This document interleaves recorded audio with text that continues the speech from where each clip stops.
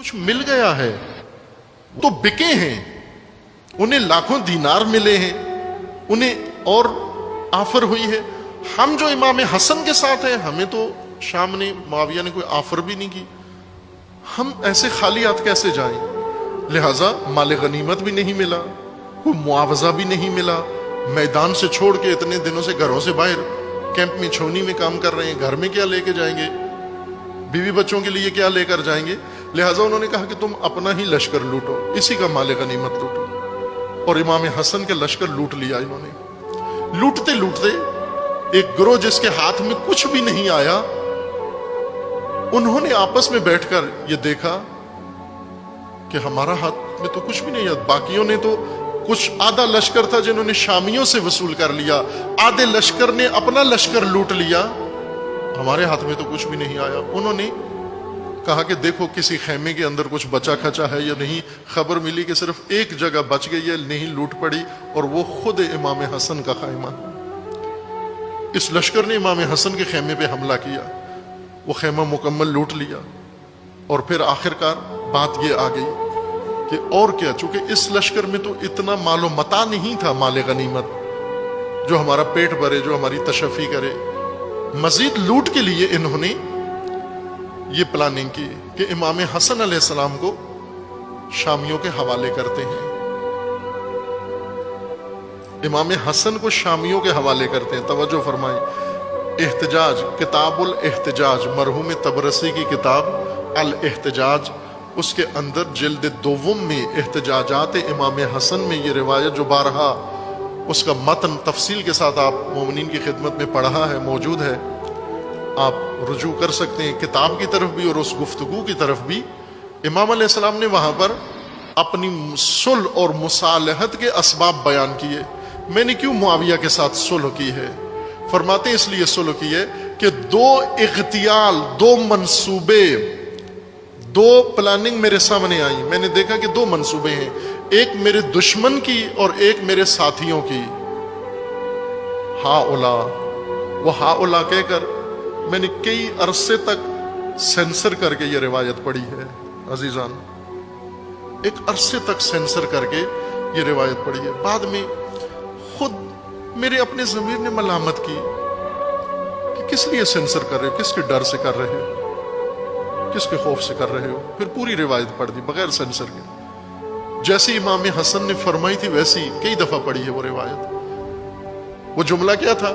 یہیں پر اس روایت میں تھا ہاؤلا، ہاؤلا سے آگے جرت نہیں ہو رہی تھی پہلے مجھے پڑھنے کے لیے، لیکن پھر پڑھ دی وہ روایت۔ وہ کیا تھی؟ ہاؤلا الذین یقولون انہم شیعتنا، یہ سب جو کہتے پھرتے ہیں کہ یہ میرے شیعہ ہیں۔ پھر ان کا اغتیال، ان کا منصوبہ، ان کا دام فریب میرے سامنے آیا کہ یہ کیا سوچ رہے ہیں۔ پھر میں نے ان کا منصوبہ سوچا کہ یہ کیا سوچ رہے ہیں۔ دونوں کا جب میں نے رکھ کے پرکھا، موازنہ کیا، اپنے دشمنوں کا اور اپنے شیعوں کے دونوں کے منصوبے دیکھے، تو مجھے دشمن کا منصوبہ بہتر نظر آیا۔ کیوں؟ کہ میرے اپنے شیعوں نے میرے لیے جو منصوبہ بنایا تھا اس کے اندر بہت ذلت تھی۔ اس لیے میں نے یہ کتاب الاحتجاج میں ہے، کئی دفعہ روایت پڑھی ہے عزیزان من۔ وہ کیا منصوبہ تھا کہ ہم امام حسن علیہ السلام کو پکڑ کے، گرفتار کر کے، رسیوں میں باندھ کے شامیوں کے حوالے کر کے معاوضہ لے لیتے ہیں، اس کے بدلے میں غنیمت لے لیتے ہیں، مال غنیمت لیتے تھے، امام فروشی کرتے ہیں۔ اس سے آگے تو ہمارے پاس اور کوئی راستہ، ہمیں کوئی چیز متاع نہیں ہے بیچنے کے لیے، ہمارے پاس جنگ تو ہونی نہیں ہے، مال غنیمت ملنا نہیں ہے، شام کی طرف سے بھی کوئی ہمیں آفر نہیں ہوئی، آخری اب یہ اپنا لشکر بھی لوگوں نے لوٹ لیا، اس میں بھی کچھ نہیں بچا، آخری متاع ہمارے پاس یہی بچا ہے کہ امام کو دشمن کے حوالے کر کے اس کا معاوضہ لے لیں۔ یہ کن لوگوں نے کیا؟ یہ تاریخ میں وضاحت کے ساتھ لکھا ہوا ہے، بہت دو ٹوک میں، تاریخ نے سینسر نہیں کیا، وضاحت کے ساتھ لکھا ہوا ہے۔ آسان ترین کتاب میں آپ کی خدمت میں عرض کرتا ہوں، بہت ساری تاریخ کی ساری کتابوں میں لکھا ہوا ہے، منتہی الاعمال مرحوم محدث قمی کی کتاب ہے، اس کے اندر انہوں نے کھول کے لکھا ہے۔ البتہ جنہوں نے لکھا ہے ساتھ پھر توجیہ بھی کی ہے، اس کی تعویل بھی کی ہے، اس کو اوپر پردہ ڈالنے کی بھی کوشش کی ہے، لیکن اصل مطلب بھی لکھ دیا، نام بھی لکھ دیا، طبقہ بھی لکھ دیا، گروہ بھی لکھ دیا۔ وہ کون سے کوفی شیعہ تھے جنہوں نے امام حسین کو فروخت کرنے کا نعوذ باللہ منصوبہ بنایا تھا؟ امام نے فرمایا جب میں نے یہ دونوں دیکھے تو دشمن کا منصوبہ یہ تھا کہ مجھ سے اقتدار چھین لے،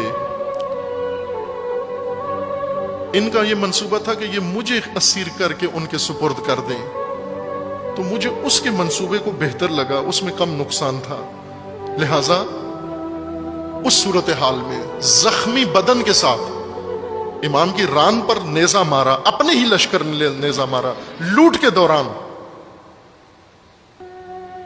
پٹی باندھ کر زخمی جسم کے ساتھ جا کر ان سے پوچھا بھائی کیا چاہتے ہو؟ انہوں نے کہا شرائط آپ رکھیں، معاہدہ کرنا چاہتے ہیں۔ شرائط امام حسن نے لکھی، معاہدہ ہو گیا۔ عموماً کہتے ہیں نا کہ امام حسین علیہ السلام کو کس نے قتل کیا؟ شیعوں نے بے وفائی کی، کوفیوں نے بے وفائی کی، کوفہ میں شیعہ تھے، انہوں نے بے وفائی کی، ساتھ نہیں دیا، عہد کیا، بلایا، دعوت دی، حمایت نہیں کی۔ اور ڈھنگ کا کوئی ایک کام 1400 سالوں کے اندر تم نے کوئی کیا ہو تو دکھا دو، نہیں تو پھر میں دکھا دیتا ہوں وہ لسٹ کہ تم نے کیا کیا ہے آج تک اس امت مسلمہ کے ساتھ۔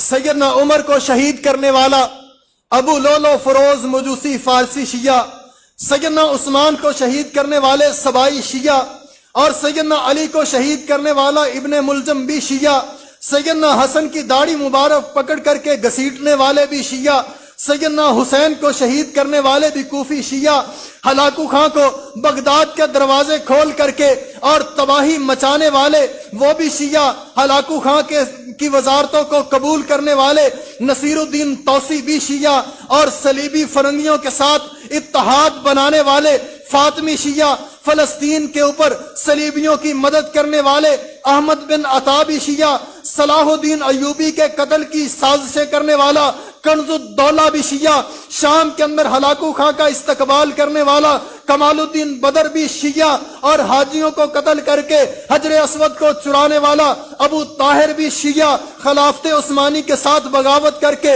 لاکھوں مسلمانوں کو قتل کرنے والا اسماعیل صفوی بھی شیعہ، خمینی کے دور کے اندر 1987 کے اندر کعبہ پر حملہ کرنے والا گروہوں کا سرگنا محمد حسن بھی شیعہ اور ایرانی تھا، سلطان ٹیپو کے خلاف غداری کرنے والے میر جعفر اور میر صادق بھی شیعہ، ایران پر امریکیوں کے حملے کے اندر مدد کرنے والے بھی شیعہ، اور شام کے اندر بچوں اور عورتوں پر عرصہ حیات تنگ کرنے والے اور ان پر فورس بم مارنے والے بشار الاسد حافظ الاسد کا بیٹا بھی شیعہ۔